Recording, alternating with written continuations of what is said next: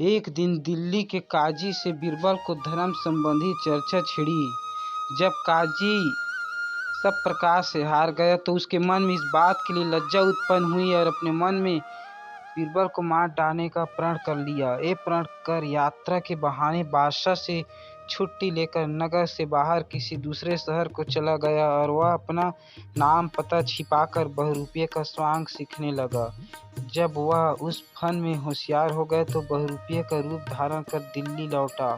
शहर में कई जगह उसने नए नए स्वांग निकाले, जिससे लोगों में उसकी कला की उत्तमता की चर्चा फैल गई। धीरे धीरे यहाँ तक कि यह बात बादशाह के कान में जा पड़ी। बादशाह को उसका स्वांग देखने की प्रबल इच्छा हुई। एक दिन शाम को सिपाही भेजकर उसे बुलाया और जब वह आया तो उसे नए स्वांग दिखलाने की आज्ञा दी। जब वह बोला, पृथ्वीनाथ, मैं सिंह का स्वांग करना बहुत अच्छी तरह मानता हूँ, परंतु उसमें खून भी हो जाने का शंका रहती है।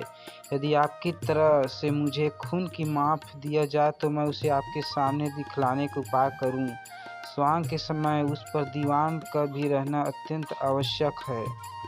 बादशाह ने उसे एक खून की माप ही दे दी। जब बहरूपिया अपने घर गया तो बादशाह बोले, बीरबल जाते समय बहरूपिया कहता गया कि बिना बीरबल के स्वांग नहीं दिखलाया जाएगा, इसलिए इस समय तुमको भी वहाँ उपस्थित रहना लाजिम है।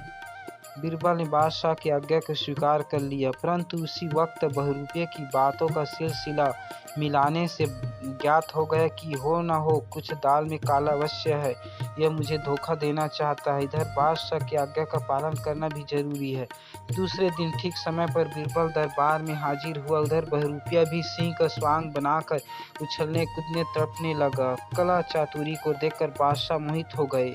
सभी लोग उसकी प्रशंसा करने लगे। इतने में बनावटी सी बीरबल पर झपटा। यह दृश्य देखते ही लोगों को बीरबल के मरने की आशंका हुई। बहरूपिये ने बीरबल को मार डालने के विचार से अधिक परिश्रम किया, परंतु मारना तो दूर रहा, उसके वदन से एक बूंद खून भी बाहर नहीं निकला। सभा के लोग इस दृश्य को देखकर दंग रह गए। बीरबल तो पहले ही से कपट मुद्रा को ताड़ गया था, इस वास्ते कुर्ते के नीचे सुदृढ़ कवच पहन कर आया था, जिससे बहरूपिया का कोई अस्त्र उसके शरीर को जख्म न पहुंचा सके। बादशाह बीरबल को जीवित देखकर अति प्रसन्न हुए। बात छिपाने के अभिप्राय से बीरबल ने उस बहरूपिया की बड़ी प्रशंसा की। बादशाह ने बीरबल से पूछा, इनको क्या इनाम देना चाहिए? बीरबल ने कहा, इनको 1 महीने के लिए दीवान पद पर नियुक्त करना चाहिए।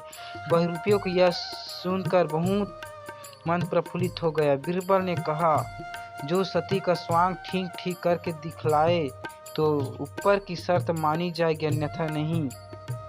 बादशाह ने इस बात को अपने जबान से दोहराकर बहरूपियों को कहा, जो तू कल सती का सही सही स्वांग कुशलतापूर्वक दिखलाएगा तो तुझे 1 वर्ष का दीवान पद दिया जाएगा, और यदि चूक जाओगे तो प्राण दंड दिया जाएगा। बहरूपिये ने इस बात को स्वीकार कर लिया।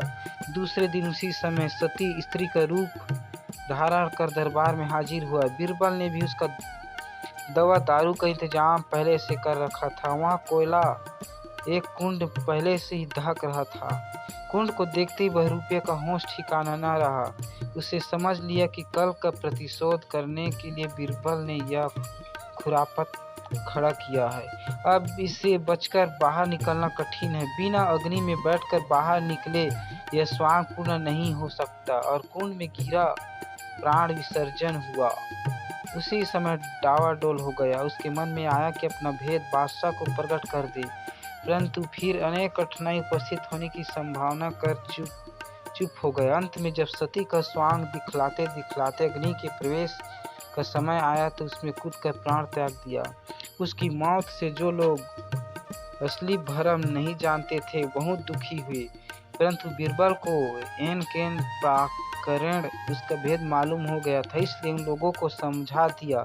इतने ही नहीं बल्कि बादशाह के सामने कई साक्ष्य दिलवाकर अपनी बात प्रमाणित करवा दी। बादशाह बीरबल की युक्ति से बड़े प्रसन्न हुए और उसकी नीति पूर्वक छल से शत्रु के मारने की चाल उन्हें बड़ी पसंद आई और भूरी भूरी प्रशंसा करने लगे, अरे बुद्धि की सराहना करने लगे।